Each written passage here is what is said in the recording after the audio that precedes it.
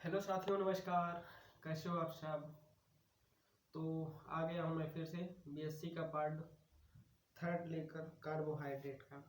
तो आज हम लोग बात करेंगे पार्ट थर्ड में डिफिनेशन की, सॉरी पार्ट सेकंड। ठीक है, पार्ट सेकंड में हम लोग आज बात करेंगे डिफिनेशन की। ठीक है, तो सभी लोग तैयार हो जाइए कार्बोहाइड्रेट की डिफिनेशन को पढ़ने के लिए। चलिए हम लोग देखते हैं साथियों। सभी का स्वागत है पहले तो आपके अपने केडी जनरल एजुकेशन पॉइंट में, और सभी लोग चैनल को शेयर कर दीजिए, सब्सक्राइब कर लीजिए। ठीक है, तो चलिए हम लोग अब स्टार्ट करते हैं। कार्बोहाइड्रेट हम लोग स्टार्ट कर चुके हैं। ठीक है, बीएससी थर्ड ईयर के लिए मोस्ट इम्पॉर्टेंट है।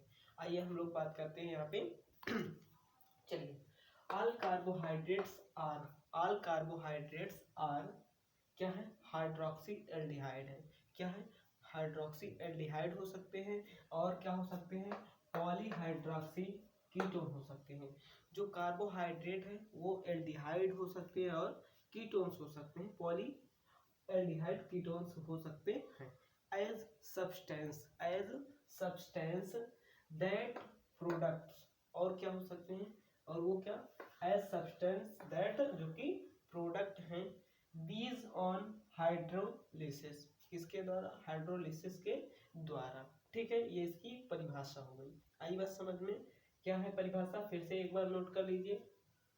All carbohydrates are polyhydroxy aldehyde और polyhydroxy ketone are substance that product these on hydrolysis. ठीक है साथियों, ये बात समझ में आ गई। आइए हम लोग बात करते हैं यहाँ पे। ये हमने स्ट्रक्चर लिख दिया है। किसका है स्ट्रक्चर? यह है स्ट्रक्चर फ्रैक्टोज का। ठीक है, देखो HCOH, फिर कार्बन से C डबल बॉन्ड O, फिर ये देखिए हमने कितने कार्बन लगाए? 1 2 3 4 5 6 कार्बन हो गए। हाइड्रोजन देख लो, 1 2 3 4 5 6 7 8 9 10 11 12 हाइड्रोजन। ये 12 हाइड्रोजन हो गए, 6 कार्बन हो गए, और हमें यहाँ पे देख रहे हैं 6 ऑक्सीजन। ध्यानपूर्वक सभी लोग समझिएगा, तब समझ में आएगा। ऑक्सीजन देखो 1 2 3 4 5 6 क्या हो गई? ऑक्सीजन हो गई। तो प्यारे साथियों, ये था फ्रैक्टोज का स्ट्रक्चर। ठीक है, अब हम लोग बात करेंगे यहाँ पे ग्लूकोज का स्ट्रक्चर। ठीक है, देखो CHO, ठीक है, यहाँ पे कार्बन है, यहाँ पे कार्बन है, यहाँ पे कार्बन है, यहाँ पे कार्बन। ठीक है, ये H है, ये OH है, ये OH है, ये H है। आप अगर इसका स्ट्रक्चर बनाना चाहते हैं तो कैसे बनेगा? ध्यानपूर्वक से समझिएगा। देखो हमने छोटे से यहाँ पे आपको बना के दिखाएंगे। यहाँ पे आपको करना है CHO, ठीक है, यहाँ पे करना है आपको OH H OH OH H H OH और H। कौन है? यहाँ पे क्या कर रहे हैं जी? चलिए यहाँ पे आप सभी लोग ध्यानपूर्वक समझिएगा, कोई बात नहीं, ध्यानपूर्वक से समझिएगा। यहाँ पे आपका क्या हो जाएगा? CH2OH हो जाएगा। क्या हो जाएगा? CH2OH हो जाएगा। ठीक है, तो इस तरह से हमारा ग्लूकोज का क्या बनेगा? स्ट्रक्चर बनेगा। ठीक है, ये है डी ग्लूकोज। अगर हम बात करते हैं एल ग्लूकोज की, ठीक है, तो क्या हो जाएगा? CHOOH। यहाँ पे ये जो इसकी पोजीशन है ये चेंज हो जाएगी, आप देख सकते हैं यहाँ पे।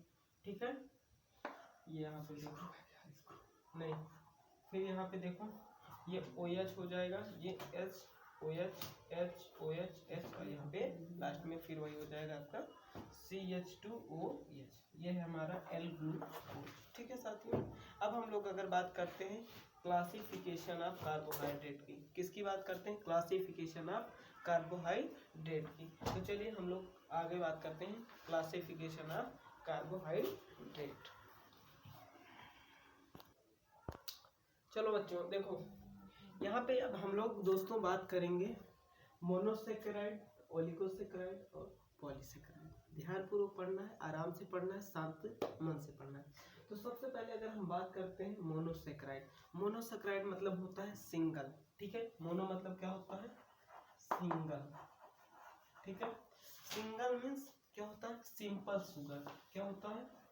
Simple sugar. ठीक, सिंपल शुगर। अब आपको समझना है, ये हम बात कर रहे हैं नंबर ऑफ कार्बोहाइड्रेट की। ठीक है, सबसे पहले आपको समझना है कि क्लासिफिकेशन ऑफ कार्बोहाइड्रेट। कार्बोहाइड्रेट को 3 भागों में बांटा गया है। Divided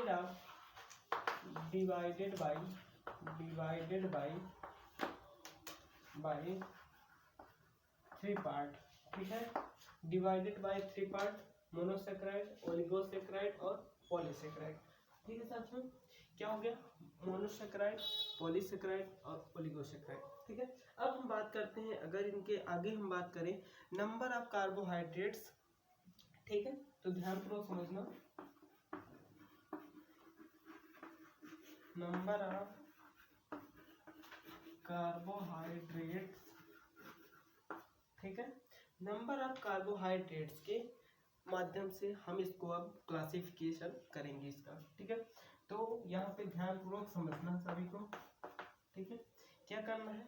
number of carbohydrates units. ठीक, कैसे करना है अब हम लोग समझेंगे। सबसे पहले अगर हम बात करते हैं मोनोसेक्राइड की। ठीक है, किसकी?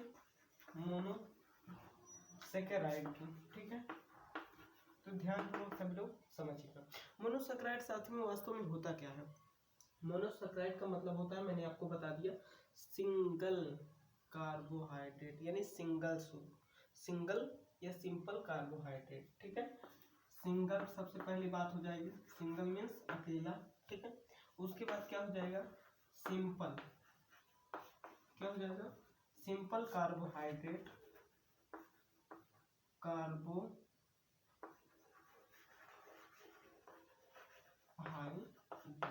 ठीक है, क्या हो जाएगा? मोनोसेक्राइड का मतलब होता है सिंगल, यानी एक शुगर, एक, ठीक है, कार्बोहाइड्रेट। ठीक, चल हम लोग अगर बात करते हैं इसके एग्जांपल्स की, तो हम अगर इसके एग्जांपल्स की बात करते हैं तो इसमें हो जाएगा C3 से C7 तक, कार्बन 3 से कार्बन 7 तक के जो भी होते हैं हमारे, ठीक है, कार्बोहाइड्रेट्स,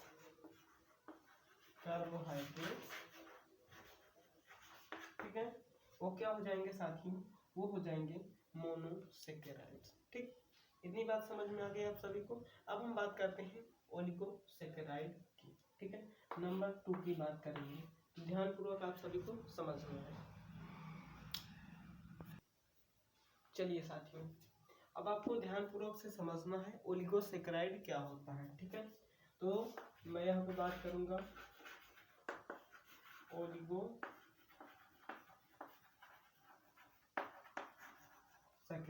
ठीक है, ओलिगोसेक्राइड का मतलब क्या होता है? मेड अप ऑफ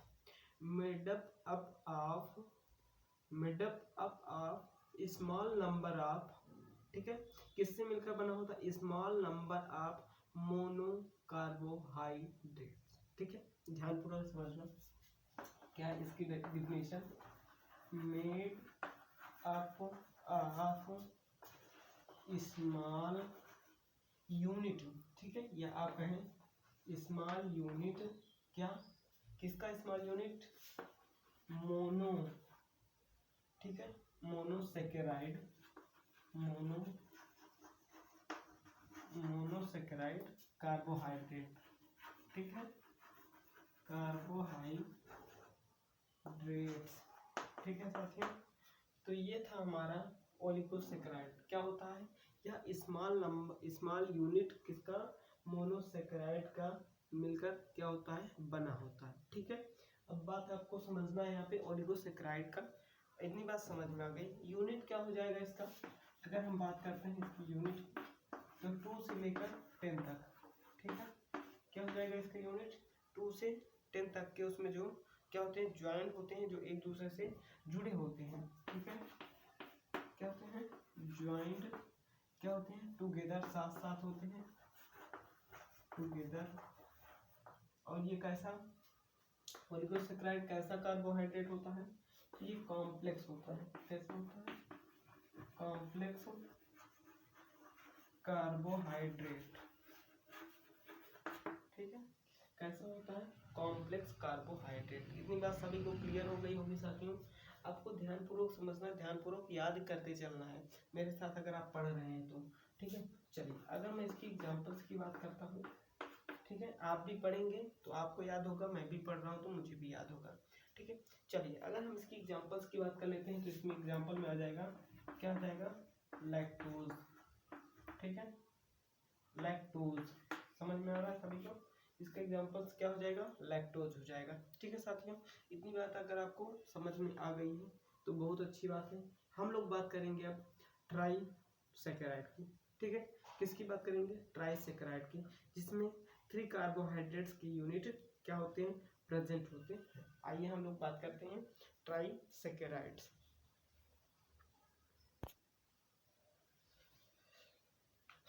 चलिए साथियों, अब हम लोग यहाँ पे बात करेंगे ट्राइसेकेराइड। ट्राइसेकेराइड का मतलब क्या होता है, नंबर ऑफ कार्बोहाइड्रेट्स कितने, 3, कितने, 3। ठीक है, तो ध्यानपूर्वक से समझना है। तो यहाँ पे देख लीजिए आप सभी लोग, 3 कार्बोहाइड्रेट यूनिट। ठीक है, कार्बोहाइड्रेट यूनिट कितना, 3 कार्बोहाइड्रेट की यूनिट होगी, तो उसको हम क्या कहेंगे, उसको हम कहेंगे ट्राइसेकेराइड। क्या कहेंगे, ट्राइसेकेराइड।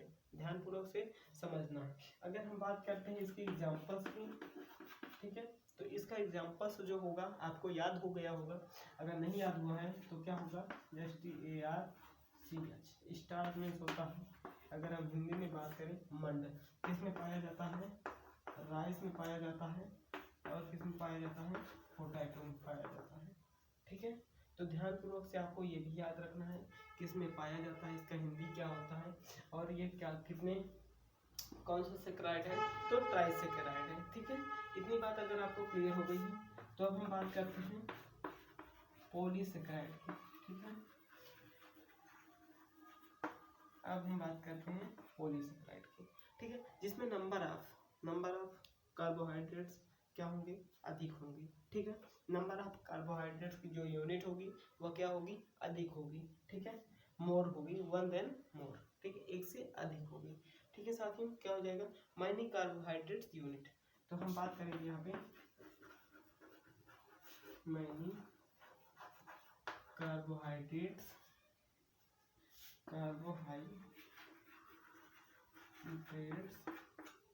यूनिट। ठीक है, हम बात करेंगे पॉलीसेकेराइड की। अगर हम बात कर रहे हैं तो उसमें कार्बोहाइड्रेट की जो संख्या होगी वो अधिक होगी। इस प्रकार के सेकेराइड को क्या कहते हैं, हम पॉलीसेकेराइड कहते हैं। ठीक है, पॉलीसेकेराइड के अगर हम एग्जांपल्स की बात करते हैं तो ध्यानपूर्वक से अगर सभी लोगों को ये पूरा मतलब आपको कार्बोहाइड्रेट अगर समझना है, पढ़ना है, तो आप सभी लोग वीडियो के लास्ट तक देखिएगा, वीडियो को पूरा देखिएगा, तभी आपको समझ में आएगा। और चैनल को सब्सक्राइब कर लेना आप सभी लोग। ठीक है, चलो हम अगर बात करते हैं इसके एग्जांपल्स की, तो इसका एग्जांपल्स क्या हो जाएगा, अल्फा डी ग्लूकोज। ठीक है, अल्फा डी ग्लूकोज। ठीक है, दूसरा हो जाएगा बीटा डी ग्लूकोज। क्या हो जाएगा, बीटा डी ग्लूकोज। अगर हम तीसरे बात करें, ठीक है, क्या हो जाएगा, डी ग्लूकोज। ठीक है, एक अल्फा होता है, एक बीटा होता है, एक डी ग्लूकोज। ठीक है, क्या हो जाएगा, डी ग्लूकोज। ठीक है साथियों, तो ये थे हमारे कार्बोहाइड्रेट के क्लासिफिकेशन। ठीक है, आपको अच्छे से समझ में आ गया होगा, अगर आ गया है तो ठीक है। अब हम लोग एक एक का एक्सप्लेन करेंगे बहुत ही अच्छे तरीके से, जैसे मोनोसेकेराइड हो गया, ओलिगोसेकेराइड हो गया, पॉलीसेकेराइड हो गया, तो इसका हम एक एक का अच्छे से एक्सप्लेन करेंगे, पूरा एक्सप्लेन करेंगे। और तब तक के लिए थैंक यू। वीडियो को पूरा देखिएगा तभी आपको ये समझ में आएगा, और चैनल को अभी तक आपने सब्सक्राइब नहीं किया है तो प्लीज़ सब्सक्राइब कर लेना। ठीक है दोस्तों, थैंक यू।